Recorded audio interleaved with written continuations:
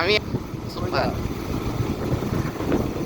নমস্কাৰ বন্ধুসকল, আজি বিশ্বকৰ্মা পূজা উপলক্ষে ৰাতিপুৱা মই আৰু মোৰ বন্ধু অভিজিত ডেকা জাগিৰৰ পৰা আহিছোঁ নতুন কলীয়াভোমোৰা দলং চাবলৈ। কিন্তু দলংখন আহি পেলাই দেখিলোঁ দলংখনটো ভালে লাগিছে, কিন্তু পুৰণাখনৰ সৈতে ষ্টাইলটো একেটাই। বাকী মাজত চেলফি উঠিব নোৱাৰি, পুলিচে বাঁহ দিব আমাক ভালকৈ।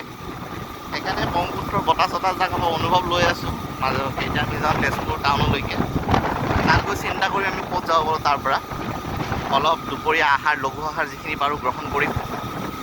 বাকীখিনি বলক গৈ থাকোঁ। যদি পাৰোঁ তেজপুৰৰ বিখ্যাত মহাভৈৰৱ মন্দিৰত যাম। আৰু অগ্নিগড়টো দুবাৰমান আহিলোঁ, যি দুবাৰ আহিছোঁ অকলেই আহিছোঁ, লগত কোনো সংগী নাই। আজিও সংগী নাই, আছে সংগা লগত।